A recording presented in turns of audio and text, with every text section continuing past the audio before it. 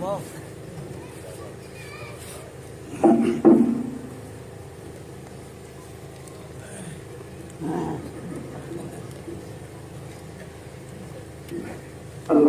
لله نحمده ونستعينه ونستغفره ونؤمن به ونتوكل عليه ونعوذ بالله من شرور أنفسنا ومن سيئات أعمالنا من يهده الله فلا مضل له ومن يضلله فلا هادي له ونشهد أن لا إله إلا الله وحده لا شريك له ونشهد أن سيدنا ونبينا ومولانا محمدا عبده ورسوله صلى الله تعالى عليه وعلى آله وأصحابه وبارك وسلم أما بعد فأعوذ بالله من الشيطان الرجيم بسم الله الرحمن الرحيم الرحمن علم القرآن خلق الإنسان وقال رسول الله صلى الله عليه وسلم خيركم من تعلم القرآن وعلمه أو كما قال عليه الصلاة والسلام শ্রদ্ধেয় সভাপতি হযরত উলামায়ে কেরাম, এলাকার সর্বস্তরের মুসলমান ভাইসব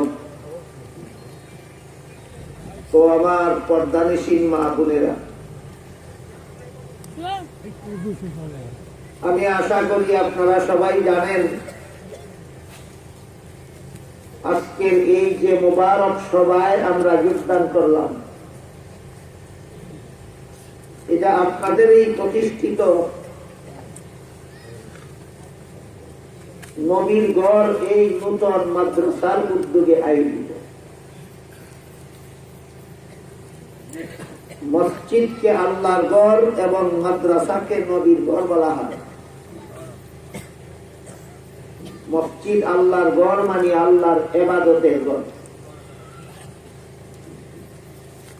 আর মাদ্রাসা নবীর ঘর মানে নবীর দ্বীন শিক্ষা করার। মসজিদে আল্লাহর ইবাদত করা হয়, এই জন্য মসজিদকে আল্লাহর ঘর বলা হয়। মাদ্রাসায় নবীর দ্বীন শিক্ষা দেওয়া হয়, নবীর দ্বীন শিক্ষা করা হয়, এই জন্য মাদ্রাসাকে নবীর ঘর বলা হয়। এই দুইটা গড় জগতের অন্য সকল গড়ের চেয়ে বেশি পবিত্র, এর চেয়ে পবিত্র আর কোন গড় দুনিয়ার কোথাও। তাই আল্লাহর গড় মসজিদ আর নবীর গড় মাদ্রাসা যারা বানায়, যারা চালায়, তাদের মতো ভাগ্যবান মানুষ জগতে আর কেউ হইতে পারে। আল্লাহ দয়া করে আপনাদেরকে এই সৌভাগ্য দান করেছেন। নবীর গড় মাদ্রাসা বানাইছেন, নবীর গড় মাদ্রাসা চালাইতেছেন। হাদিস শরীফে রাসূল করিম সাল্লাল্লাহু আলাইহি ওয়াসাল্লাম বলেন, তিন দল মানুষ যখন মারা যায় তখন তার নেক আমলের সওয়াব আমল নামায় লেখা বন্ধ হয়ে যায়। কিন্তু তিন দল মানুষ এমন আছে যারা মারা গেলে পরেও নেক আমলের সওয়াব তাদের কবরে পৌঁছতে থাকে। এর মধ্যে একদল যারা এমন নেক কাজে দান কইরা মারা গেল, যে নেক কাজ ওই লোক মারা যাওয়ার পরেও চলতেই থাকে। রাসূলের ভাষায়, হাদিসের ভাষায় এটাকে সদকায়ে জারিয়া বলা। মসজিদের দান কইরা যারা মারা যায়, এই মসজিদে নামাজ চলতেই থাকে। কাজেই দানকারীরা মারা গেলে পরেও যত মানুষ এই মসজিদে নামাজ পড়ে সকলের সমান সওয়াব দানকারী যে মারা গেল তার আমলনামায় বসতেই থাকে।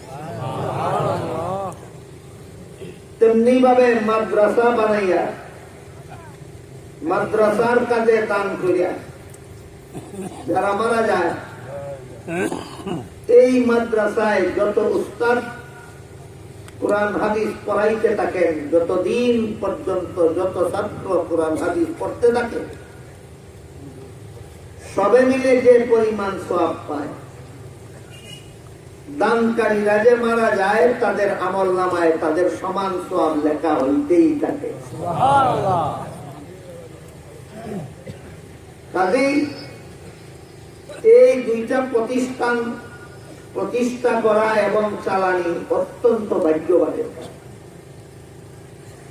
আপনাদের জন্য বিরাট সৌভাগ্যের আলামত এটা যে আপনারা নবীর ঘর মাদ্রাসা বানাইছেন এবং মাদ্রাসা চালাইতেছেন।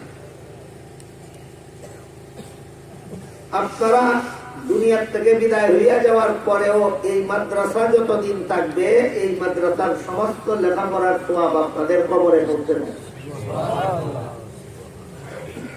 আপনাদের এই প্রতিষ্ঠিত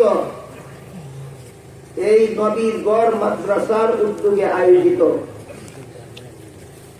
আজকের এই মুবারক সভায় আপনারা আমরা একত্র হইতে সিদ্ধান্ত করেছি।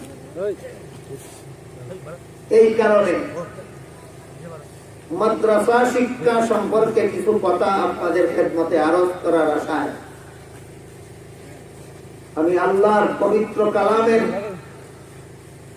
সূরা রহমানের প্রথম দিক থেকে কয়েকখান আয়াত এবং হযরত রাসূল করিম সাল্লাল্লাহু আলাইহি ওয়াসাল্লামের এক সংক্ষিপ্ত হাদিস তিলাওয়াত করি। যে আয়াতগুলি আমি তিলাওয়াত করছি সেগুলি হলো সূরা রহমানের প্রথম দিকের আয়াত। এই সূরা রহমান আল্লাহ পাক রব্বুল আলামিন নাযিল করেছিলেন এমন একদল মানুষের একটা প্রশ্নের জবাব, যে মানুষেরা আল্লাহকে আল্লাহ নামে ডাকত, আল্লাহকে বিশ্বাস করত, কিন্তু কতগুলি বুত মূর্তিরে দেব দেবীরে আল্লাহর শরীকদার বানাইয়া সেইগুলিরে সেজদা করত। কাজেই মুহাম্মদুর রাসূলুল্লাহ সাল্লাল্লাহু আলাইহি ওয়াসাল্লাম যখন নিষেধ করলেন যে একমাত্র আল্লাহ ছাড়া আর কাউকে সেজদা করা যাবে না, তখন এরা রাসূলের দুশমনে পরিণত হল। তারপরে এক সময় আল্লাহ কোরআনের এক আয়াত নাযিল করে বলেন, তোমরা রহমানকে সেজদা করো। মক্কার মূর্তি পূজারীরা জানতো না যে আল্লাহরই আরেক নাম রহমান। এরা আল্লাহর আল্লাহ নাম জানতো, আল্লাহকে আল্লাহ নামে ডাকতো, আল্লাহ যে আছেন এই কথা বিশ্বাস করত, কিন্তু দেব দেবীগুলিরে আল্লাহর শরীকদার বানাই,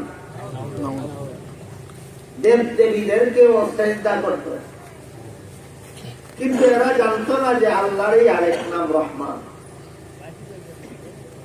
এই কারণে যখন এক আয়াত নাযিল করে আল্লাহ বললেন যে তোমরা রহমানকে সেজদা করো, তখন তাদের প্রশ্ন জাগলো যে মুহাম্মদ এতদিন কইল একমাত্র আল্লাহ ছাড়া আর কেউ সেজদা করা যাবে না, এখন বলে রহমানকেও সেজদা করতে হবে। একবার আল্লাহকে সেজদা করার পরে আবার রহমানকে সেজদা করলে যদি ঈমান থাকে, তাইলে একবার আল্লাহকে সেজদা করার পরে আবার মূর্তিরে সেজদা করলে ঈমান থাকবে না কেন? এরা প্রশ্ন করলো মানির রহমান, রহমানকে। এই প্রশ্নের জবাবে আল্লাহ সূরা রহমান নাযিল কইরা বুঝাইয়া দিলেন যে রহমান অন্য কোন ব্যক্তির নাম নয়, আল্লাহরই আরেক নাম রহমান। যেহেতু এই সূরার ভিতরে আল্লাহ রহমানের পরিচয় দিয়েছেন, এই জন্য আল্লাহ সূরার নাম রাখছেন সূরা রহমান।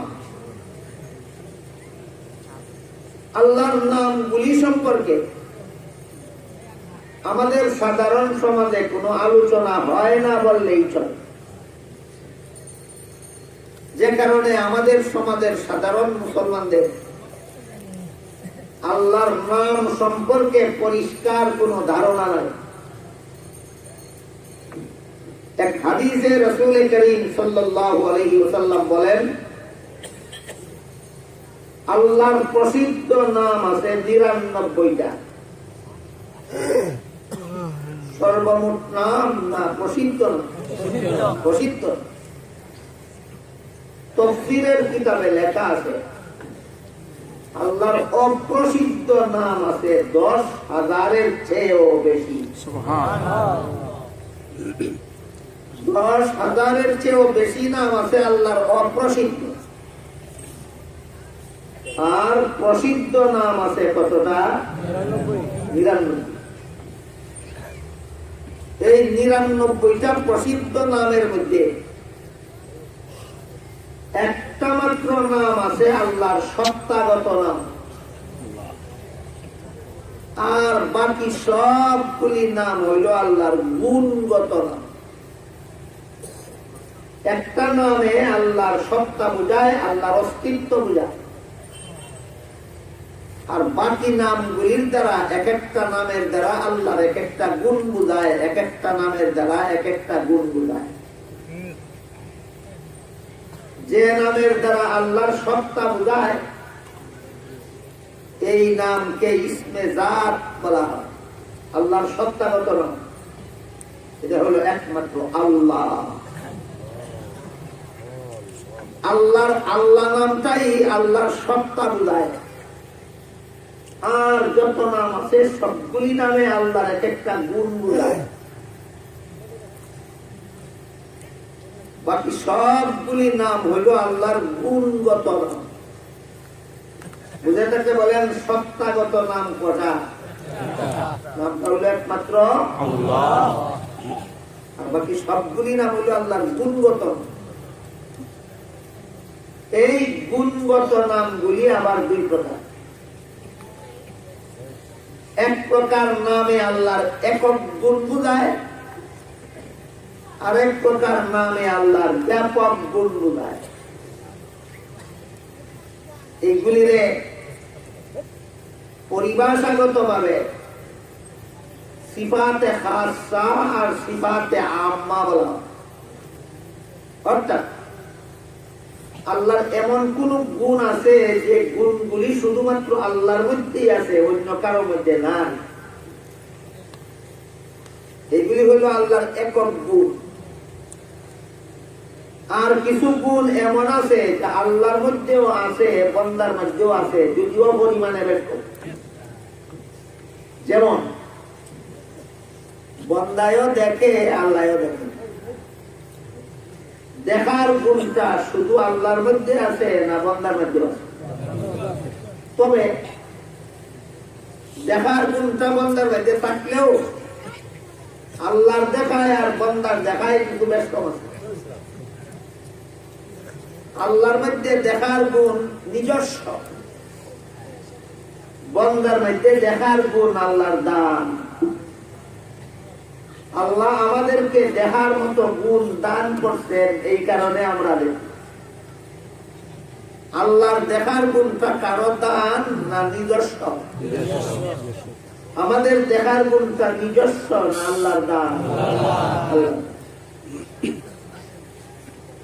আল্লাহ দেখেন নিজস্ব গুণে, আমরা দেখি আল্লাহর দানের গুণে। আল্লাহ দেখেন সবকিছু, আমরা দেখি সামান্য কিছু। আল্লাহ দেখেন সবকিছু, আমরা দেখি সামান্য।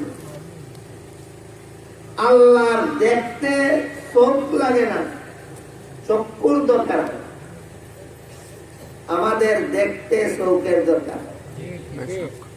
এত সব পার্থক্য থাকা সত্ত্বেও দেখার গুণটা আল্লাহর মধ্যেও আছে, আমাদের ভিতরে। আল্লাহ দেখেন, আমরা এই যে আল্লাহর কেমন গুণ, ব্যাপক গুণ, আল্লাহর মধ্যেও আছে, আমাদের মধ্যেও আছে। কিন্তু আল্লাহর একটা গুণ আছে, সৃষ্টি করার গুণ। অস্তিত্ব ছিল না এমন জিনিস আল্লাহ সৃষ্টি করলেন, এই গুণ কোন বান্দার মধ্যে না। এটা আল্লাহর ব্যাপক গুণ না একক গুণ? একক। সৃষ্টি করার গুণ, এরকম আরো কিছু গুণ আছে যে গুণগুলি শুধু আল্লাহর মধ্যেই আছে, আর কারোর মধ্যে নাই। এইগুলির সিফাতে খাসা, আর যেই গুণ আল্লাহর মধ্যেও আছে, বন্দার মধ্যেও আছে, এই গুণগুলির সিফাতে আম্মা।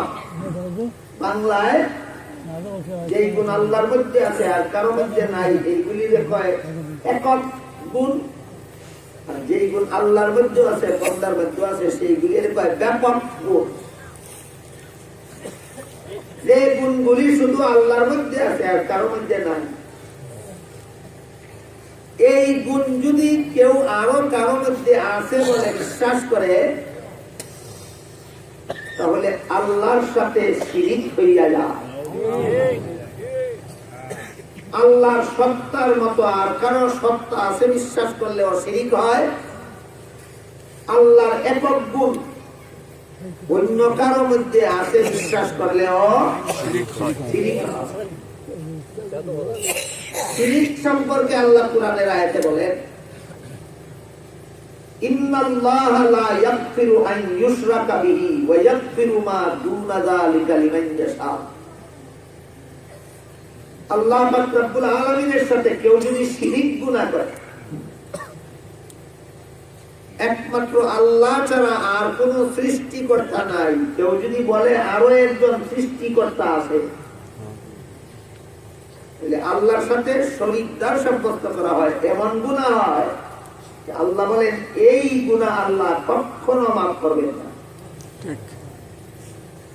শিরিকের নিম্ন পর্যায়ের কোন গুনাহ করলে বান্দা আল্লাহ যার ইচ্ছা, যখন ইচ্ছা, যে কোনো ওসিলায় মাফ করে দেন। তাহলে শিরিক প্রধানত দুই ভাবে হয়। আল্লাহর সত্তার মতো আর কারো সত্তা আছে বিশ্বাস করলে শিরিক হয়। আল্লাহর অস্তিত্বের মতো আর কারো অস্তিত্ব আছে বিশ্বাস করলে শিরিক হয়। আল্লাহর একক গুণ আল্লাহ ছাড়া আর কারো মধ্যে আছে বিশ্বাস করলেও শিরিক হয়। আল্লাহর একক গুণের একটা উদাহরণ আপনারা বলতে পারবেন? সৃষ্টি করার গুণ আল্লাহর একক গুণ, এই গুণ আল্লাহ ছাড়া আর কারো মধ্যে নাই। সৃষ্টি করার গুণ আল্লাহর একক গুণ, এই গুণ আল্লাহ ছাড়া আর কারো মধ্যে। এই সৃষ্টি করার গুণটাকে আল্লাহর ভাষায়, কোরআনের ভাষায় খালিক বলা হয়। ঠিক তেমনি ভাবে আল্লাহর আর একটা একক গুণ হলো রহমান। রহমান আল্লাহর একক গুণবাচক না, রহিম আল্লাহর ব্যাপক গুণবাচক না। রহমান শব্দের অর্থ দয়ালু, রহিম শব্দের অর্থ দয়ালু। কিন্তু রহমান এমন দয়ালু রে করে যার মতো দয়া আর কেউ করতে পারে না। যিনি সৃষ্টি করার আগেই দয়া কইরা সৃষ্টি করছে, অন্যরা যদি কেউ কাউকে দয়া করে সৃষ্টির আগে করতে পারে না সৃষ্টির পরে করে? সৃষ্টির পরে করে। যারে দয়া করলো তার সৃষ্টির পরে যদি দয়া করে এমন দয়ালুরে কয় রহিম। যারে সৃষ্টি করলো যারে দয়া করলো তার সৃষ্টির আগেই যদি তারে দয়া করে এমন দয়ালুরে কয় রহমান। আল্লাহ আমাদের সৃষ্টির আগেও দয়া করছে। দয়া না করলে আল্লাহ আমাদের সৃষ্টি করতেন না, আমাদের অস্তিত্বই আসত। সৃষ্টি করার পরের থেকেও দয়া করতেছেন, সৃষ্টির আগেও দয়া করছেন, এই জন্য তিনি রহমান। সৃষ্টির পরেও দয়া করতেছেন, এই জন্য তিনি রহিম। আল্লাহ রহমানও রহিম। মা বাবা সন্তানের জন্য রহিম হতে পারে, সন্তানের জন্মের পরে সন্তানদের দয়া মায়া করতে পারে, জন্মের আগে পারে না। সুতরাং মা বাবা সন্তানের জন্য রহমান হতে পারে না, রহিম হতে পারে। তাইলে রহমান শব্দটা হলো একক গুণবাচক নাম, যে গুণ আল্লাহ ছাড়া আর কারো মধ্যে আছে বিশ্বাস করলে শিরিক হবে। রহিম আল্লাহর ব্যাপক গুণবাচক নাম, এই গুণ অন্যের মধ্যে আছে বিশ্বাস করলেও শিরিক হবে না। এই পার্থক্যটা যারা জানে না, বুঝে না, এরা কেউ কেউ আল্লাহ ছাড়া অন্য কেউ রহমান মনে করে, অথচ এটা শিরিক। আর কেউ কেউ আল্লাহ ছাড়া অন্য কাউকে রহিম বললেও শিরিক বলে নেয়। আল্লাহ ছাড়া অন্য কাউকে রহমান বললে অবশ্যই শিরিক হয়, আল্লাহ ছাড়া অন্য কাউকে রহিম বললে শিরিক হয় না। এক দলে আল্লাহ ছাড়া অন্য কেউরে ও রহমান কয়, শিরিক কইরাও শিরিক করছে না মনে করে। আরেক দলে অন্যরে রহিম কইলে ও শিরিক কয়, শিরিক কইছে না তবুও কয় শিরিক কইছে। দুটো দল মূর্খ, এক দল শিরিক কইলাও কয় করছে না, আর এক দলে শিরিক না করলেও কয় করছে। এই গন্ডগোল কেন হয়? এই দুটো দল মূর্খ হয়ে জানে না শিরিক কেমনে হয় আর কেমনে হয় না। আল্লাহর একক গুণ আল্লাহ ছাড়া অন্য কারো মধ্যে আছে বললে শিরিক হয়, ব্যাপক গুণ অন্য কারো মধ্যে আছে বললে শিরিক হয় না। বলেন আল্লাহর দেখার গুণ আছে, আপনার দেখার গুণ আছে, দেখার গুণ আছে বলে শিরিক হইছে কেন? এটা আল্লাহর একক গুণ নয়, এটা আল্লাহর ব্যাপক গুণ। এবার বলেন আল্লাহর সৃষ্টি করার গুণ আছে, আপনাদের মধ্যে সৃষ্টি করার গুণ আছে? আল্লাহ ছাড়া আপনাদের সৃষ্টিকর্তা বিশ্বাস করলে শিরিক হবে, কিন্তু আল্লাহ ছাড়া আর কেউ দেখনেওয়ালা বিশ্বাস করলে শিরিক হবে না।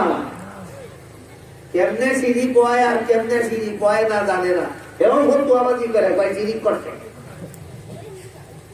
এইরকম একদল ফতুয়াবাজ বর্তমানে নয়া বাড়িতে, এরা কয় মজাব মানলেও বলে শিরিক হয়। নিজেই বুঝে না শিরিক কারে কয়, আরেকজনের উপরে শিরিক করছে অপবাদ দিয়া।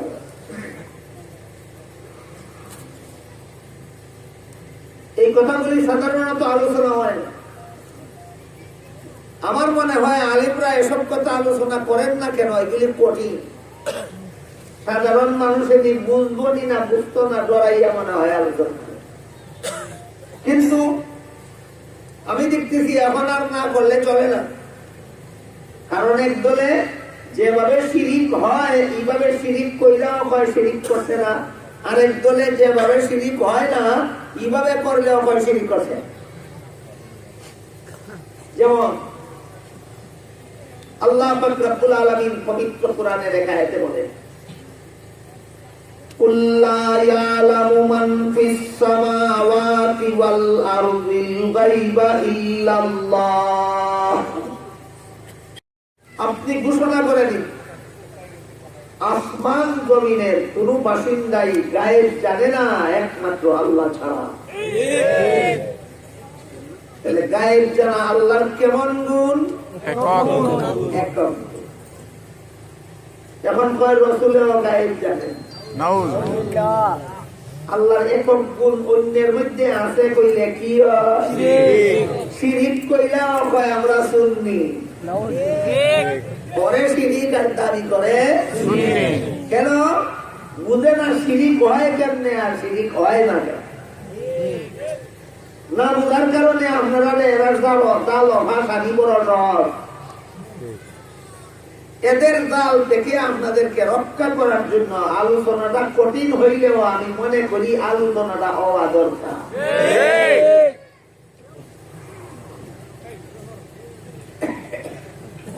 আল্লাহ পাক রব্বুল আলামিন কোরআনের এক আয়াতে বলেন,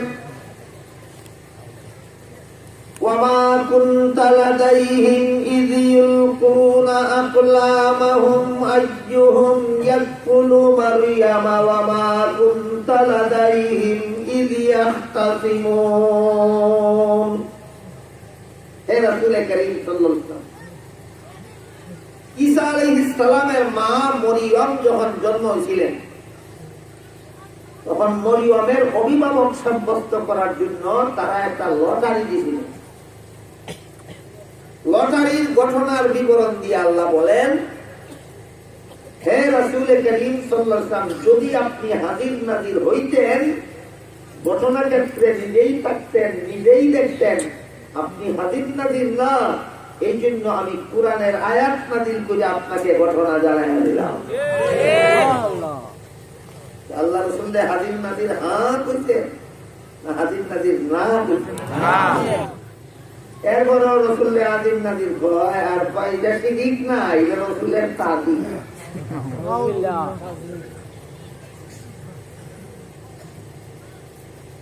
একমাত্র আল্লাহ হইলেন সর্বত্র হাজির না। আল্লাহ রাব্বুল আলামিন বলেন, ওয়ামা কুন্না গায়িবিন, আমি কোনখানেই অনুপস্থিত না, সবখানেই উপস্থিত। সবখানে উপস্থিত কে? একমাত্র আল্লাহ।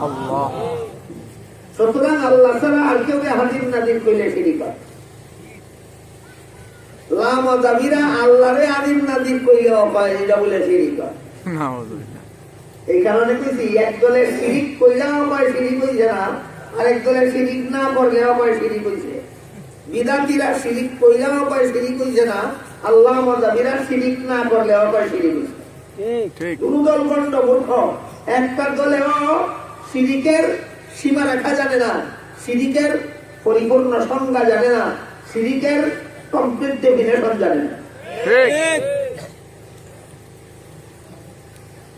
না জানার কারণে আপনারা এক দলে নবীর তাজিমের দোহাই দিয়া নবীরে ওই গুণ দেয় যে গুণ আল্লাহর একক গুণ ছিল। আরেক দলে আপনারা কোরআন হাদিস মানার দোহাই দিয়া মযহাব মানলে শিরিক করে হইয়া আপনারা আতঙ্ক লাগায়। তাই পরিষ্কার বুঝতে হবে শিরিক কেন? আল্লাহর সত্তার মতো, আল্লাহর অস্তিত্বের মতো আর কারো অস্তিত্ব আছে বিশ্বাস করলে শিরিক হয়। আর আল্লাহর একক গুণ আল্লাহ ছাড়া আর কারো মধ্যে আছে বিশ্বাস করলে শিরিক হয়। আল্লাহর ব্যাপক গুণ আর কারো মধ্যে আছে বিশ্বাস করলে শিরিক হয় না। এই জন্য তাফসীরের কিতাবে লেখা আছে, কেউ যদি নিজের ছেলের নাম রাখে রহমান, অবশ্যই শিরিক হবে। তোমার ছেলে রহমান হতে পারে না, আব্দুর রহমান হতে পারে। বলেন, কোন মানুষ নিজেই রহমান হইতে পারে না আব্দুর রহমান হইতে পারে? আব্দুর রহমান।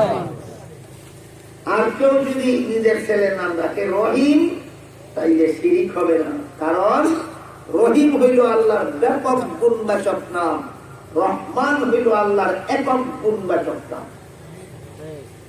বুঝতে আপনারা একটু কঠিন হইল, এভাবে সহজ এইভাবে আল্লাহ পাক রব্বুল আলামিন পবিত্র কোরআনে শুধু নিজের নাম বলেছেন রহমান, কিন্তু রহিম নিজের নামও বলছেন, রসুলের নামও বলছেন।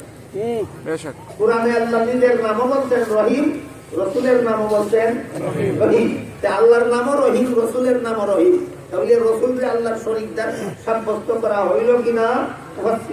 দেখেন না, কারণ রহিম আল্লাহর একক গুণবাচক নাম নয়, রহিম হইল আল্লাহর ব্যাপক গুণবাচক নাম, রহমান হইল আল্লাহর একক গুণবাচক নাম।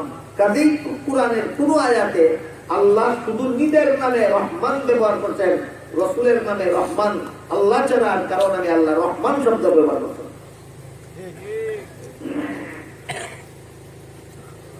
দেখি সারমর্মটা অন্তত আপনাদের বুঝে আসে। আল্লাহ ছাড়া আর কেউ রহমান হতে পারে না, রহিম হতে পারে। রহমান হইল আল্লাহর একক গুণবাচক নাম, রহিম হইল আল্লাহর ব্যাপক গুণবাচক। এই কারণে কোরআনে আল্লাহর নামই শুধু রহমান, আর কারো নাম রহমান নাই। কিন্তু কোরআনের এক আয়াতে আল্লাহর নাম রহমান বলা হয়েছে, আর এক আয়াতে রসুলের নাম রহমান বলা হয়েছে। বেশ কম না বুঝছে আর একদলের আল্লাহর নাম রহিম হওয়ার পরে রসুলের নামও রহিম হইলে যদি শিরিক না হয়, যে আল্লাহরে আলিমুল গায়ব পিয়া রসুলরে আলিমুল গায়ব পেলে শিরিক হইতে পারে, আবার খিচুড়ি ভাখায়, যারা কিতাব হয় খিচুড়ি। তুই যাই রসিন সস্তা চাও রসিন সস্তা, তুই দুটারে একত্র করত।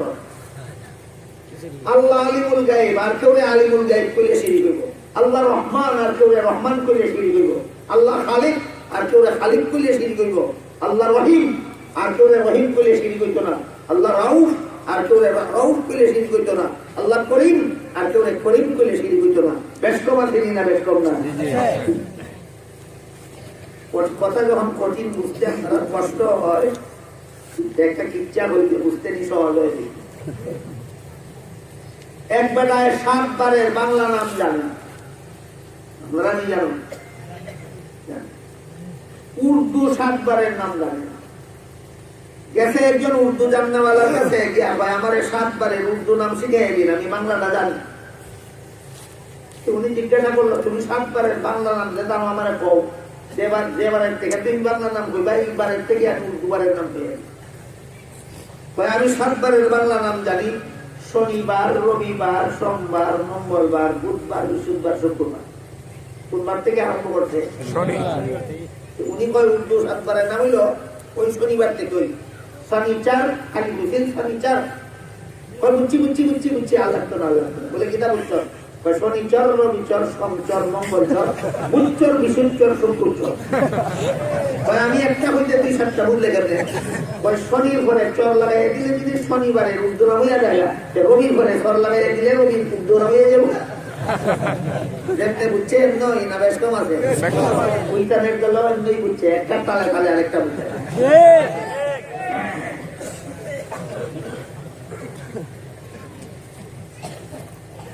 শনি শব্দের পরে চর শব্দ যোগ করলে শনিবারের উর্দু নাম হয়।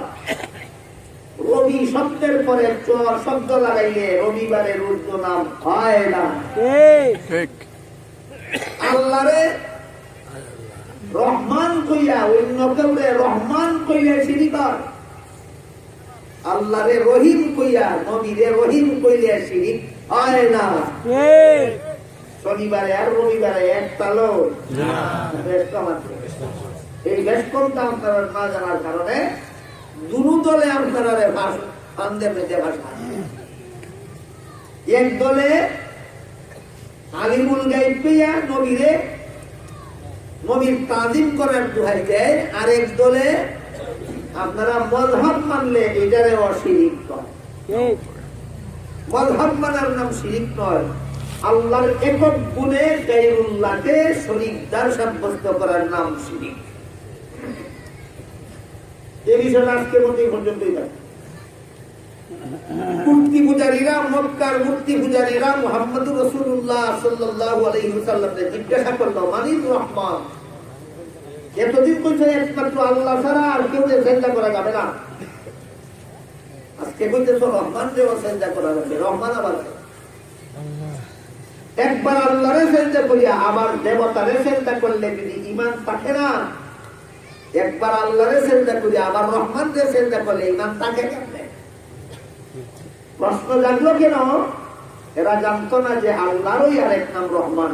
আল্লাহরে সেজদা করা যেই কথা রহমানকে সেজদা করা, সেই কথা ঈদের আছে। এই কারণে এরা প্রশ্ন করছে মানির রহমান, রহমানকে। এই প্রশ্নের জবাবে আল্লাহ সম্পূর্ণ সূরা রহমান নাযিল করেছেন। কাজেই সূরা রহমানের শুরু থেকে শেষ পর্যন্ত প্রত্যেকটা আয়াতে আয়াতে আল্লাহ শুধুমাত্র রহমানের পরিচয় রাখেন। বলেন সূরা রহমানের সবগুলি আয়াতে কার পরিচয়? রহমানের পরিচয়। এমন অভিনব পদ্ধতিতে, এমন চমৎকার পদ্ধতিতে আল্লাহ এই সূরার সবগুলি আয়াতে রহমানের পরিচয় দিতে, এই পদ্ধতির মজাটা বুঝবেন কেউ যদি কোনো না কোনো ভাষার গ্রামার বুঝে। বাংলা ভাষার গ্রামার আছে, এখানে বাংলা ব্যাকরণ করে। আরবি ভাষার গ্রামার আছে, এখানে কাওয়াইদে আরাবিয়া করে। আর ইংলিশ গ্রামার তো এটার নাম ওই গ্রামার। গ্রামারের নিয়মে, যে কোনো ভাষার গ্রামারের নিয়মে কমপক্ষে 2 শব্দের কমে কথা পুরা হয় না। আমি কইলেই কথা পুরা হয় না, আমি যাই, আমি খাই, আমি করি, আমি কই, 2 শব্দ লাগে। 2 শব্দ লাগে। এক পর্যায়ে যে 2 শব্দের দ্বারা একটা কথা পুরা হয়, এই 2 শব্দের প্রথমটারে আরবি গ্রামার মতে প্রথমটারে কয় মুবতাদা আর দ্বিতীয়টারে কয় খবর। বাংলা ব্যাকরণ মতে যে 2 শব্দের দ্বারা একটা বাক্য পূর্ণ হয়, এর প্রথমটারে কয় উদ্দেশ্য, দ্বিতীয়টারে কয় বিধায়ক। ইংলিশ গ্রামার মতে যে 2টা সেন্টেন্সের দ্বারা একটা, যে 2টা ওয়ার্ডের দ্বারা একটা সেন্টেন্স কমপ্লিট হয়, এর প্রথমটারে কয় সাবজেক্ট, দ্বিতীয়টারে কয় প্রেডিকেট। আর রহমান এক শব্দ দিয়া আয়াত আল্লাহ পরিপূর্ণ করছে। এটা যদি মুবতাদা হইয়া থাকে খবর গেল, এটা যদি উদ্দেশ্য হইয়া থাকে বিদায় গেল, এটা যদি সাবজেক্ট হইয়া থাকে তাহলে প্রেডিকেট গেল। এই প্রশ্নের জবাবে মুফাসসিরিনে কেরাম লেখেন, রহমান শব্দটারে আল্লাহ মুবতাদা বানাইয়া এর পরের আয়াতে বানাইছেন খবরে আউয়াল, তারপরে আয়াত খবরে সানি, তারপরে আয়াত খবরে সালিস, তারপরে আয়াত খবরে রাবে, তারপরে আয়াত খবরে খামিস। প্রত্যেকটা আয়াতে এক একটা খবর বানাইয়া সবগুলি খবরের জন্য শুধুমাত্র রহমানকে মুবতাদা বানাইয়া এই পদ্ধতিতে আল্লাহ প্রতিটি আয়াতে আয়াতে শুধুমাত্র রহমানের পরিচয়। সুবহানাল্লাহ। একই অবস্থা বাংলা ব্যাকরণের রহমান শব্দটাকে আল্লাহ উদ্দেশ্য বানাইছে। পরের সবগুলি আয়াতে প্রথম বিদায়, দ্বিতীয় বিদায়, তৃতীয় বিদায়, চতুর্থ বিদায় বানাইয়া প্রতিটি আয়াতে আয়াতে আল্লাহ শুধু রহমানের পরিচয়। একই অবস্থায় ইংলিশ গ্রামারেও প্রথম শব্দ আর রহমান এটাকে সাবজেক্ট সাব্যস্ত করিয়া, এর পরের আয়াত ফার্স্ট প্রেডিকেট, তারপরের আয়াত সেকেন্ড প্রেডিকেট, তারপরের আয়াত থার্ড প্রেডিকেট, তারপরের আয়াত ফোর্থ প্রেডিকেট, তারপরের আয়াত ফিফথ প্রেডিকেট। এইভাবে প্রত্যেকটা আয়াতকে এক একটা প্রেডিকেট বানাইয়া সবগুলি প্রেডিকেটের জন্য একটা মাত্র আয়াতকে সাবজেক্ট বানাইয়া আল্লাহ প্রত্যেকটা আয়াতে আয়াতে শুধু রহমানের পরিচয়। যারা কোন ভাষার গ্রামার বুঝেন না এবং তারা বোঝার চেষ্টা করে। বেদিন কাফিরে প্রশ্ন করছিল মানির রহমান, রহমান আবার কে? জবাব দিয়ে আল্লাহ বলেন, আর রহমান আল্লামাল কুরআন, রহমান তিনি কোরআন শিক্ষা দিয়েছেন। খালাকাল ইনসান, মানুষ সৃষ্টি করছেন যিনি, অর্থাৎ রহমান তিনি মানুষ সৃষ্টি করছেন যিনি। আল্লামাহুল বায়ান, রহমান তিনি মানুষকে বাক শক্তি দান করেছেন যিনি। রহমান তিনি কোরআন শিক্ষা দিয়েছেন যিনি। রহমান তিনি মানুষ সৃষ্টি করেছেন যিনি। রহমান তিনি মানুষকে বাকশক্তি দান করেছেন, যিনি প্রত্যেকটা কথায় কথায় কার পরিচয়? রহমানের।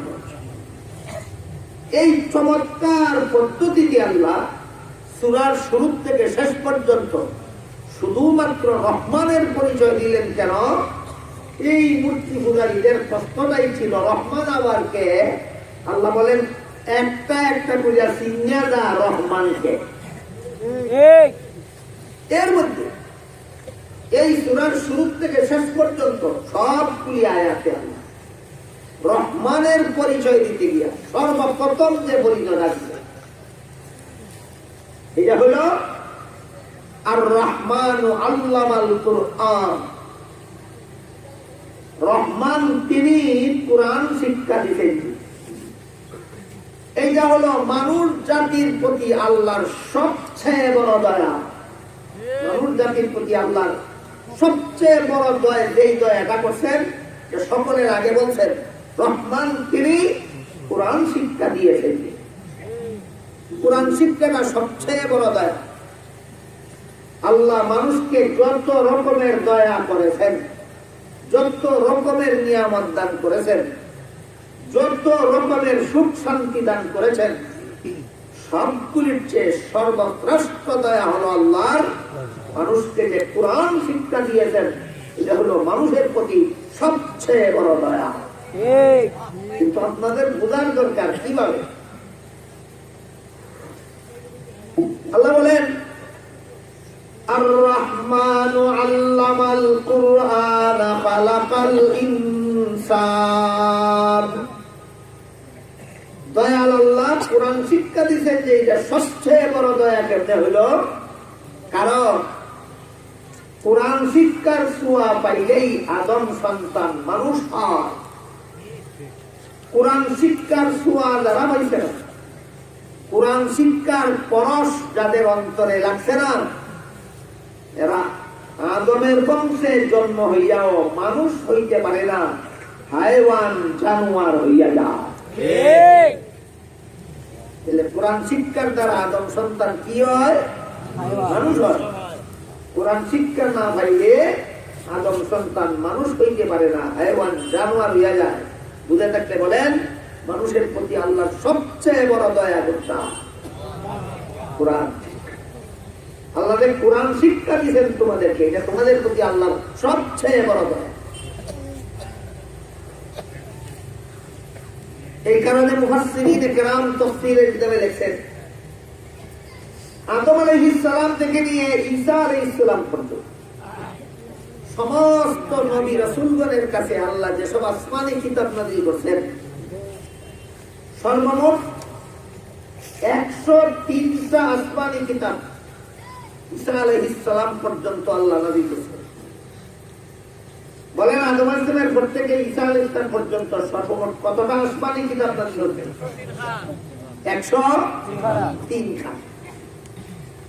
এই 103টা আসমানী কিতাবে হেদায়েতের যত কথা আল্লাহ উল্লেখ করেছেন সবগুলি কুরআনেরই এক একটা অংশ মাত্র।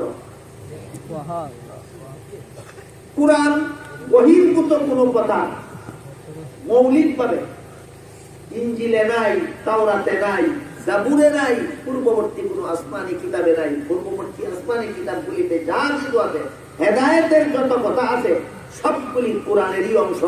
সুতরাং 103টা আসমানি কিতাবে আল্লাহ যত হেদায়েত দান করেছিলেন দুনিয়ার মানুষের জন্য, সবগুলি একত্র করে আল্লাহ কুরআনের ভিতরে ঢুকাইয়া দিয়েছেন মুহাম্মদুর রাসূলুল্লাহর উম্মতের জন্য।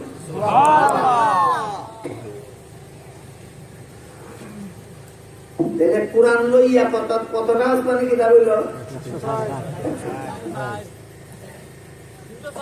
যে কুরআন শিখল, কুরআনের হেদায়েত যে হইল, কুরআনের পথে যারা চলল, সমস্ত আসমানি কিতাবের হেদায়েত পাইল।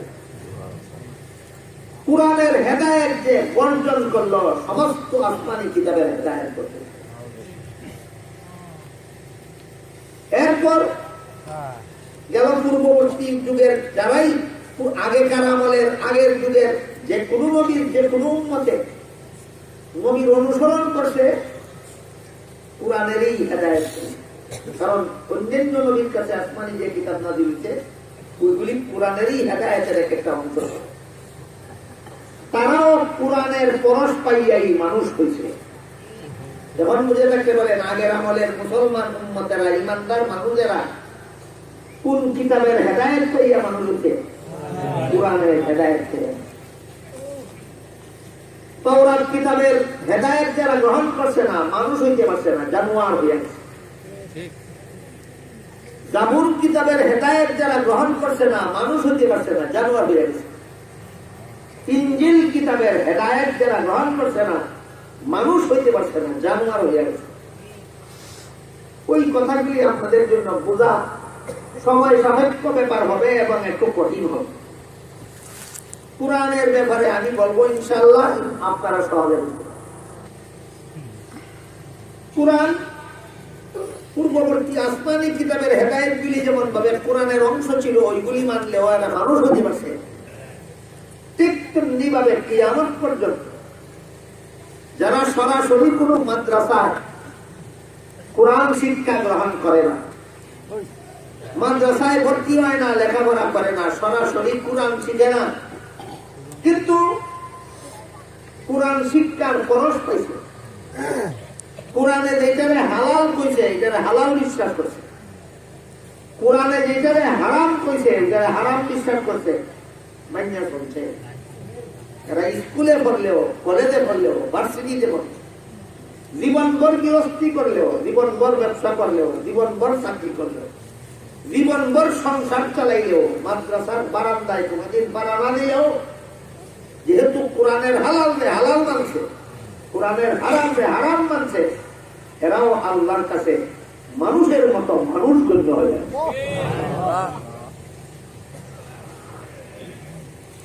তাইলে কোন শিক্ষার ছোঁয়া পাইলে আদম সন্তান মানুষ হয়? একমাত্র কোরআন শিক্ষার ছোঁয়া পাইলে আদম সন্তান মানুষ হয়। কোরআন শিক্ষার ছোঁয়া যাদের অন্তরে লাগে না, এরা মানুষের ঘরে জন্ম হইয়াও হায়ওয়ান জানোয়ার হইয়া যাও। কোরআন শিক্ষার ছোঁয়া বলতে কি বুঝায়? কোরআনের হালাল রে হালাল মানে, কোরআনের দূষিত হারামকে হারাম মানে। এর মানে হল কোরআন শিক্ষার ছোঁয়া পাইছে, কোরআন শিক্ষার বরফ পাইছে। তার স্কুলে পড়ো, তার কলেজে পড়ো, তার ভার্সিটি পড়ো, তার সারা জীবন গৃহস্থী করো, তার সারা জীবন সংসার পরিচালনা করো, কোরআন শিক্ষার ছোঁয়া পাইছে, কোরআনের হালাল রে হালাল মানছে, কোরআনের হারাম রে হারাম মানছে, আল্লাহর কাছে মানুষ গণ্য হয়ে গেছে। পক্ষান্তরে যারা কোরআনের হালালকে হালাল মানে, কোরআনের হারামকে হারাম মানে না, এরা অন্তরণই লাগছে কোরআন শিক্ষার ছোঁয়া, কোরআন শিক্ষার বরস লাগছে না। যত বড় শিক্ষিত হবে তত বড় জানোয়ার, যত বড় শিক্ষিত হবে তত বড় জানোয়ার। এই সমস্ত জানোয়ারদের একটা জানোয়ারের নাম ডক্টর আহমদ শরীফ, একটা জানোয়ারের নাম তসলিমা নাসরিন, একটা জানোয়ারের নাম লতিফ সিদ্দিকী, একটা জানোয়ারের নাম শামসুর রহমান, একটা জানোয়ারের নাম সালমান রুশদি, আরো কত জানোয়ার, কত আনাচে কানাচে গজাইতেছে। কোন শিক্ষার বরস থেকে বঞ্চিত থাকার কারণে? একমাত্র কোরআন শিক্ষার বরস থেকে বঞ্চিত থাকা। এরা কেমনে জানোয়ার হইল, কত বড় জানোয়ার হইল, এটা বুঝবার লাগি এদের মধ্যে থেকে এক দুজনের উদাহরণ শোনা। ডক্টর আহমদ শরীফ মরণের আগে ওসিয়ত করে বসে, আমি মরলে আমার লাশ তোমরা গোসল দিও না, দাফন করাইও না, জানাজা করলো না, গুরুস্থানে দাফন করলো না, আমার লাশ হাসপাতালে দান করে দিও। কারণ মানুষ মরলে মরা লাশে গোসল দেয় যারা, এরা হইল ধর্মান্ধ, ধর্মের নামে অন্ধ। লাশরে যারা কাফন করায়, লাশরে যারা জানাজা করে, লাশরে যারা গুরুস্থানে দাফন করে, যারা বিশ্বাস করে গুরুস্থানে মুনকার নাকির ফেরেশতা সওয়াল জব করে, সওয়ালের জব দিতে না পারলে কবরে আযাব গজব হয়, এই সব কথা এছাড়া এই বাংলা ভাষায় কয় ধর্মান্ধ। স্কুলের বালা ছাত্র থাকলে বুঝবো ধর্ম যুগ অন্ধ সমান ধর্ম। ধর্ম ধারণ করলে অন্ধ হইয়া যায়। ধর্ম মানি না কইলে জ্ঞানী হয়, আলোকিত হয়।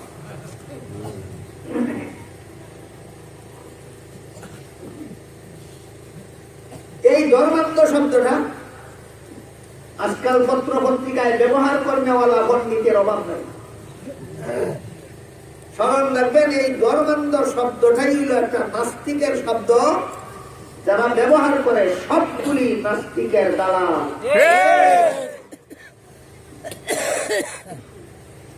ডক্টর আহমদ শরীফ ওসিয়ত করে গেছে, এইগুলি ধর্মান্ধরা। আমি অন্ধ না, আমি আলোকিত।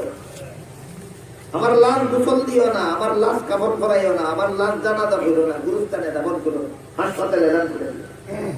তার ওসিয়ত মতো ডক্টর আহমদ শরীফের লাশ হাসপাতালে দান করে দেওয়া হয়েছে। মরা বসা গলা লাশ,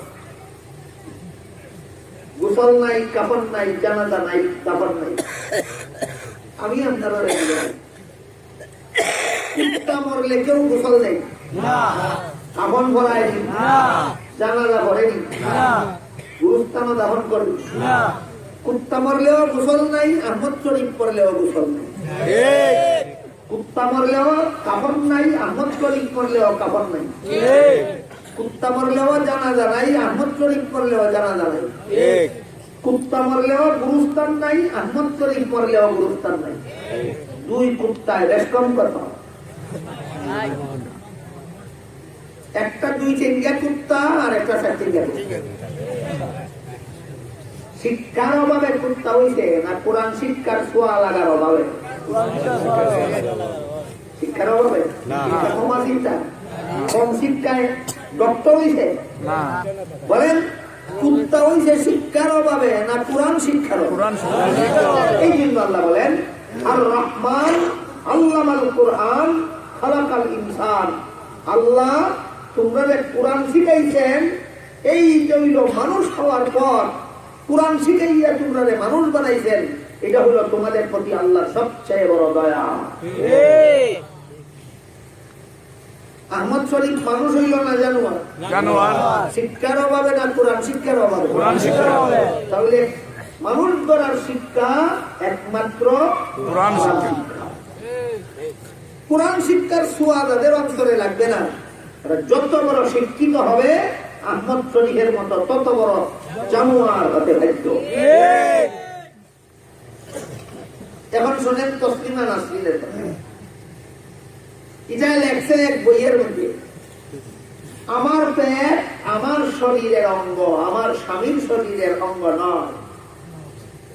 কাজেই স্বামীর অধিকার নাই তার ইচ্ছা মতো আমার পেটে বাচ্চা জন্ম দেওয়া। আমার পেটে কার কাছ থেকে বাচ্চা নেব না নেব সেটা আমার অধিকার। একটা পুরুষের স্বামী বানাইয়া পেটে বাচ্চা নিবে না, যেখান থেকে মনে চায় সেখান থেকে পেটে বাচ্চা নিবে। এমন পেটের লাগি মানুষ লাগে না, এমন পেট কুত্তিরও আছে। তসলিমার পেটে আর কুত্তির পেটে বেশ কম কত? তসলিমা অশিক্ষিত ছিল, কুত্তি হইল কেন? একমাত্র কোরআন শিক্ষার ছোঁয়া আছে। এই জন্য আল্লাহ বলেন আর রহমান আল্লামাল কোরআন খালাকাল ইনসান। দয়াল আল্লাহ কোরআন শিখাইছেন, তোমাদেরকে মানুষ বানিয়েছেন। একমাত্র কোরআন শিক্ষার ছোঁয়া অন্তরে লাগলে যেহেতু মানুষ হওয়া যায়, এই জন্য কোরআন শিক্ষা দেওয়াটা হলো আমাদের প্রতি আল্লাহর সবচেয়ে বড় দয়া। এই দয়াটা যদি আল্লাহ আমাদের করতেন না, আমরাও ডক্টর আহমদ শরীফের মতো জানোয়ার হইতাম। এই দয়াটা যদি আল্লাহ আমাদের করতেন না, আমরাও তসলিমা নাসরিনের মতো জানোয়ার হইতাম, আমরাও লতিফ সিদ্দিকীর মতো জানোয়ার হইতাম।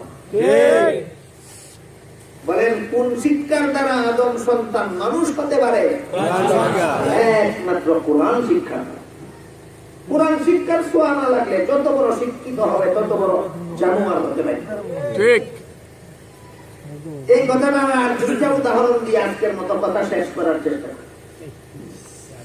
বর্তমান দুনিয়াতে ইহুদি খ্রিস্টানদের যত দেশ আছে সবগুলি দেশের শিক্ষা ব্যবস্থা অত্যন্ত উন্নত, এমন উন্নত যে প্রত্যেকটা মা বাপে তার সন্তানদের বয়স 6 বছর হওয়ার সাথে সাথে তার স্কুলে ভর্তি করাইতে হবে।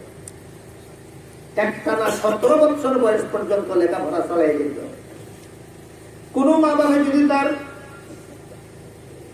বাচ্চারে 6 বছর থেকে 17 বছরের ভিতরে লেখাপড়া বন্ধ করে, সরকার মা বাপের জেলখানায় বন্দী করে রেখে সরকার নিজ খরচে ওই সন্তানকে লালন পালন করে লেখাপড়া করে। এই কারণে ইহুদি খ্রিস্টানদের দেশের একটা নাগরিক অশিক্ষিত থাকার কোন সুযোগ না। বাংলাদেশে এখন সুযোগ আছে। আপনি যদি আপনার বাচ্চারে কোন স্কুলে ভর্তি না করান, কোন মাদ্রাসায় ভর্তি না করান, কোন মক্তবে ভর্তি না করান, ঘরে বসাইয়া কহ বহ যদি না করান, আলিফ বা তাও যদি না করান, সরকারে আপনার জেলখানায় বন্দি করিয়া আপনার বাচ্চাকে সরকারে নিজে লালন পালন করিয়া লেখাপড়া করাইবে না। বাংলাদেশের যে কোন নাগরিকের সন্তান এখনো মূর্খ থাকার সুযোগ ইহুদি খ্রিস্টানদের দেশে এই সুযোগ না। বুঝে দেখলে বলেন ইহুদি খ্রিস্টানদের দেশে বর্তমান দুনিয়াতে শিক্ষা ব্যবস্থা দুর্বল না সবল? সবল। আমাদের দেশের সমান না অনেক বেশি? অনেক বেশি। কিন্তু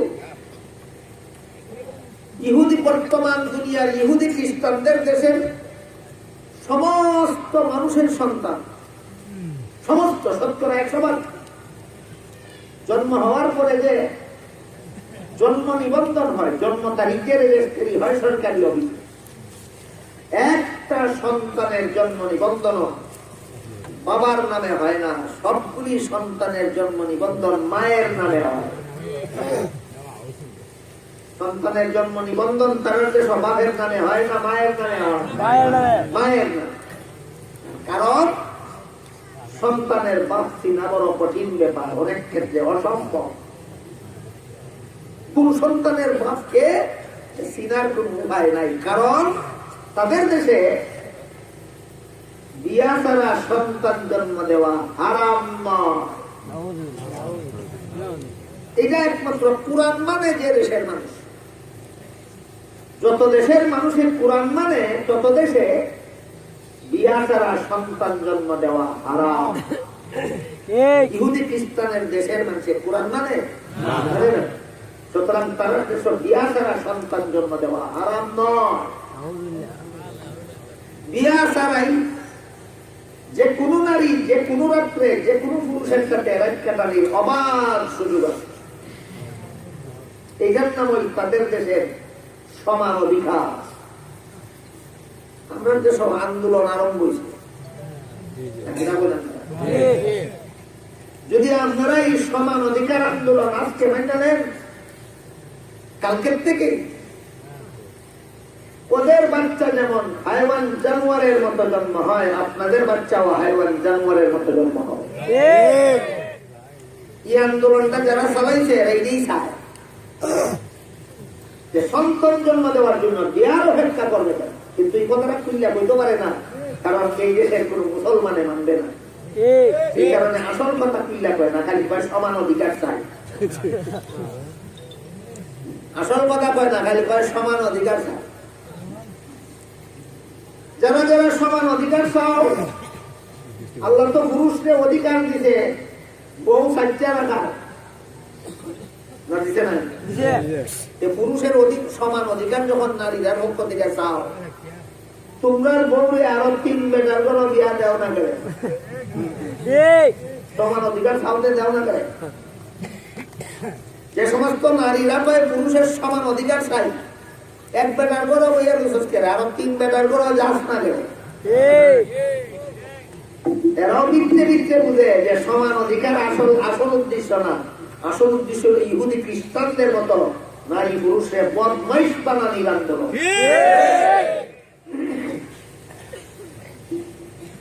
এই কারণে তাদের দেশে এই কোরআনের এই কথাটা নাই।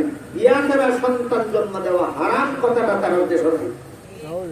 এই কারণে যে কোনো নারী যে কোনো পুরুষের কাছে যে কোনো যে কোনো রাত কাটাইতে পারে, এটা কোনো দোষ না। একটা নারী এক পুরুষের সাথে রাত কাটাইলো উঠেলায়, আর এক পুরুষের সাথে রাত কাটাইলো জঙ্গলে, আর এক পুরুষের সাথে রাত কাটাইলো বাজারে, তারা সুবিধা করি না। কোন পুরুষের সাথে রাত কাটানির কারণে পেট সন্তান আইলো নিজেই বলতে পারে না। এইভাবেই বর্তমান দুনিয়ার ইহুদি খ্রিস্টানদের দেশে মানুষের বাচ্চা জন্ম হয়। এই কারণে বাচ্চার বাপ কেটা চিন্তার কোন উপায় নেই। তাই তাদের দেশে সন্তানের জন্ম নিবন্ধন এবার বলুন কার নামে হয়? কেন? বাপের ভূমি হয়। আমি আপনারা জিজ্ঞাসা করি, বাংলাদেশও কুত্তা কুত্তির বাচ্চা হয়নি? এই বাচ্চা কেউ পালতো নেয়নি, নেয় না, একটাও না, কেউই না। মাঝে মধ্যে কেউ একটা দুটো বাচ্চা ভালো নেয়। কোন কুত্তার ঘরের চিহ্না নেয় আর কোন কুত্তির ঘরের চিহ্না নেয়? যেমন ভাবে কুত্তার বাচ্চা কোন কুত্তার ঘরের কেউ চেনে না, কোন কুত্তির ঘরের চিনে, তেমনি ভাবে খ্রিস্টানদের দেশে মানুষের বাচ্চা কোন বাপের ঘরের কেউ চিনে না, কোন মার ঘরের চিনে। এবার বুঝে দেখতে বলেন তাদের দেশে বাচ্চা মানুষের মতোই জন্ম হয় না কুত্তার বাচ্চার মতো জন্ম হয়? শিক্ষার অভাবে, কোরআন শিক্ষার অভাবে। এই জন্য আল্লাহ বলেন আর রহমানু আল্লামাল কুরআন খালাকাল ইনসান। দয়াল আল্লাহ তোমাদের উপর সবচেয়ে বড় দয়া যেটা করছেন এটা হলো কোরআন শিখাইয়া মানুষ বানাইছে। কোরআন শিখাইয়া মানুষ বানাইছে। গেল তারার দেশের কথা, এখন আছেন আপনার দেশের কথা। আপনারা যে দেশে বাস করেন এটার নাম পাকিস্তান, বাংলাদেশ, হ্যাঁ এটার নাম বাংলাদেশ। একদিনের তো এখানে ফাঁকে ফাঁকে আছে যারা এক সময় পাকিস্তান আছে। অধিকাংশ পাকিস্তান দেখছেন বাংলাদেশেই আছে, বাংলাদেশেই জন্ম। এই বাংলাদেশের শতকরা 85 জন লোক সংখ্যা বলা হয় মুসলমান। কমপক্ষে শতকরা 85 জন লোক সংখ্যা মুসলমান। শতকরা 85 জন মুসলমানের বাংলাদেশে কোন একটা প্রাইমারি স্কুলের বইয়ে, কোন একটা হাই স্কুলের বইয়ে, কোন একটা কলেজ ভার্সিটির বইয়ে লেখা নাই বিয়া ছাড়া সন্তান জন্ম দেওয়া হারাম। না কোন প্রাইমারি স্কুলের বইয়ে লেখা আছে, না কোন হাই স্কুলের বইয়ে লেখা আছে, না কোন কলেজ ভার্সিটির বইয়ে লেখা আছে। কথাটা লেখা আছে একমাত্র মাদ্রাসার কিতাব। বিয়া ছাড়া সন্তান জন্ম দেওয়া হারাম কথাটা প্রাইমারি স্কুলের বইয়ে লেখা আছে? হাই স্কুলের কোন বইয়ে, কলেজ ভার্সিটির কোন বইয়ে? একমাত্র মাদ্রাসার কিতাবে। শতকরা 85 জন মুসলমানের দেশে primary school, high school, college, ভার্সিটির কোন একটা বইয়ে এই বিয়া ছাড়া সন্তান জন্ম দেওয়া হারাম কথাটা লেখা নাই কেন? তার কারণ হইল এই সিলেবাস গুলি যারা বানায় এরা আগেই ইহুদি খ্রিস্টানরা মগল দুলাই করে ছাইড়া দিছে। এরার মস্তিষ্ক দুলাই করে দিছে ইহুদি খ্রিস্টানরা আগেই, যে তোমরা এইভাবে একটা সিলেবাস বানাও যে সিলেবাস পড়লে শিক্ষিতরা ডক্টর আহমদ শরীফ হতে পারে। এমন একটা সিলেবাস বানাইয়া স্কুল কলেজে পড়াও যেটা পড়লে মুসলমানের বাচ্চা তসলিমা নাসরিন হতে পারে। যে সিলেবাস পড়লে মুসলমানের বাচ্চা লতিফ সিদ্দিকী হতে পারে। এই রকমের ইহুদি খ্রিস্টানের মস্তিষ্ক ধুলাই করা মস্তিষ্ক সম্পন্ন একদল ইহুদি খ্রিস্টানের দালাল শতকরা 85 জন মুসলমানের বাংলাদেশের স্কুল কলেজ ভার্সিটির সিলেবাস তৈরি। এটা হলো আপনাদের জন্য বিরাট সৌভাগ্যের ব্যাপার। ইহুদি খ্রিস্টানের একদল দালালে আপনাদের কলিজার টুকরা ছেলে মেয়ের সিলেবাসটা এমন ভাবে বানাইয়া দেয়, যেইভাবে বানাইলে এই সিলেবাস কইরা নাস্তিক মুরতাদ তৈরি হয়। এটা আপনাদের সৌভাগ্যের ব্যাপার। আর চরম দুর্ভাগ্য, এটা আপনাদের চরম দুর্ভাগ্য। সব মুসলমানের জানে বাংলাদেশে আমার ছেলেরে আমার মেয়েরে যে প্রাইমারি স্কুলে দিতেছি, এখানে কোরআনের হালালকে হালাল বিশ্বাস করার মতো কোন শিক্ষা নাই, কোরআনের হারামকে হারাম বিশ্বাস করার মতো কোন শিক্ষা নাই। আমার ছেলেরে আমার মেয়েরে যে হাই স্কুলে দিতেছি, এখানেও কোরআনের হালাল হারাম শিক্ষা দেওয়ার কোন ব্যবস্থা নাই। আমার ছেলে মেয়েরে যে কলেজ ভার্সিটিতে দিতেছি, সেইখানেও কোরআনের হালাল হারামকে হালাল হারাম শিক্ষা দেওয়ার কোন ব্যবস্থা নাই। ঠান্ডা মাথায় 85% জন মুসলমান নিজের কলিজুর টুকরা ছেলে মেয়েকে ওইখানে ইহুদি খ্রিস্টানের দালালরা দইয়া ইচ্ছা মতো নাস্তিক মুরতাদ বানাইয়া ছাড়ে। কত বড় বুদ্ধিমান এই সমাজের মুসলমানেরা চিন্তা করে।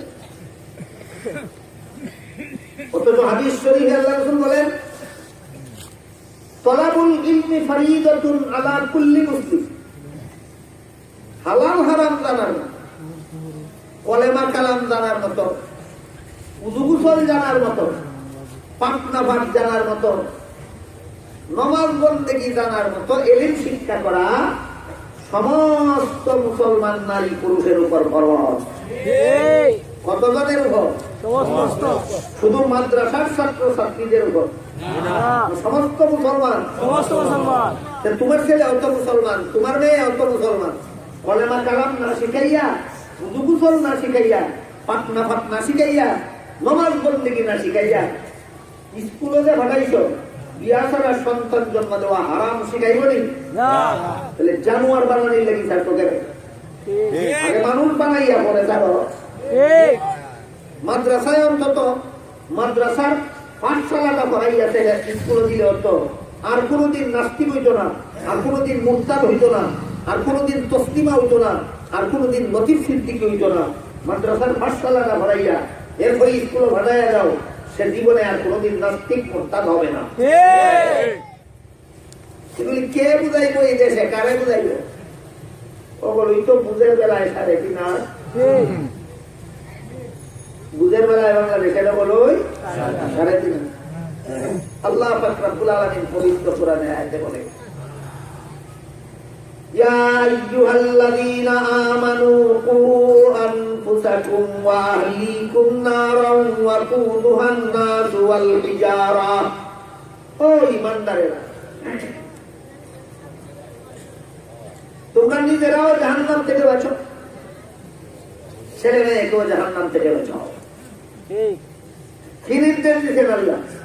ঈমানদারের দল, তোমরা নিজেরাও জাহান্নাম থেকে বাঁচো, কলেমা কালাম না শিখিয়া, উযু গোসল না শিখিয়া, পাটনা ভাট না শিখিয়া, নমাজ বন্দেগী না শিখিয়া বাঁচে জাহান্নাম থেকে না শিখিয়া। এইগুলি তোমরাও শিখো, জাহান্নাম থেকে বাঁচো। তোমাদের কলিজার টুকরা সন্তানদেরকেও এইগুলি শিখাও, জাহান্নাম থেকে বাঁচাও। এগুলি শিখাইতে আজকের যে মাদ্রাসার যে সংস্কার করা সিলেবাস, মাদ্রাসার নতুন সিলেবাস আছে সংস্কার করা। আজ থেকে 30-40 বছর আগে এই জিনিসগুলি শিখাইতে মুসলমানের বাচ্চারে কমপক্ষে 5 বছর করা দিল। বর্তমান মাদ্রাসার যে সংস্কার করা সিলেবাস 5 বছর না, 2 বছর পড়াইলেই এইগুলি শিখতে পারে। 2 বছরে আপনার ছেলেরে আপনার মেয়েরে কলেমা কালাম শিখাইয়া, উযু গোসল শিখাইয়া, পাটনা ভাট শিখাইয়া, নমাজ রোজা শিখাইয়া প্রাইমারি স্কুলের ক্লাস 3-তে ভর্তি করতে পারবেন অনায়াসে, কোনো অসুবিধা নেই। কত আছে 1 to 2 বছর প্রাইমারি স্কুলে, 2 বছর করলো মাদ্রাসা, 2 বছর হইয়া 2 মাসের অফিসে করলো না, আবার গিয়ে প্রাইমারি স্কুলের ক্লাস 3-তে ভর্তি হওয়ার সুযোগ আছে। সময় গেল না 2 মিনিটও, 2 বছরে মুসলমানের মতো মুসলমান হইল, কোরআন শিক্ষার ছোঁয়া পাইল, অসুস্থ বর্জন করে মানুষ হইতে পারলো, এখন স্কুলে ভরলেও সে মানুষ থাকবে, কলেজে ভরলেও মানুষ থাকবে, ভার্সিটিতে পড়লেও মানুষ থাকবে, আর নাস্তিক মুরতাদের মতো হায়ওয়ান জানোয়ার হবে না।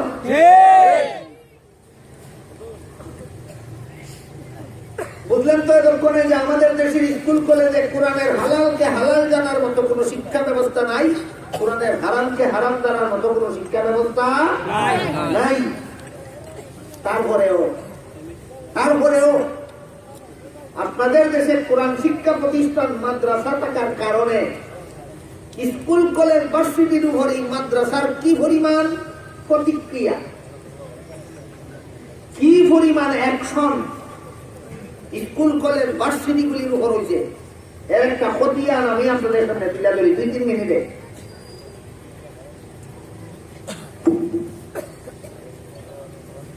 যদিও বাংলাদেশের স্কুল কলেজ ভার্সিটির পাঠ্যভুক্ত কোনো বইয়ে লেখা নাই বিয়া ছাড়া সন্তান জন্ম দেওয়া হারাম, তারপরেও প্রতি লক্ষ স্কুল কলেজ ভার্সিটি পড়ুয়া, প্রতি লক্ষ মুসলমান ছাত্র ছাত্রীদের 99,999টা ছাত্র ছাত্রী স্কুলে হয়ে যাও, কলেজে হয়ে যাও, ভার্সিটিতে হয়ে যাও, মনে প্রাণে বিশ্বাস করে বিয়া ছাড়া সন্তান জন্ম দেওয়া হারাম।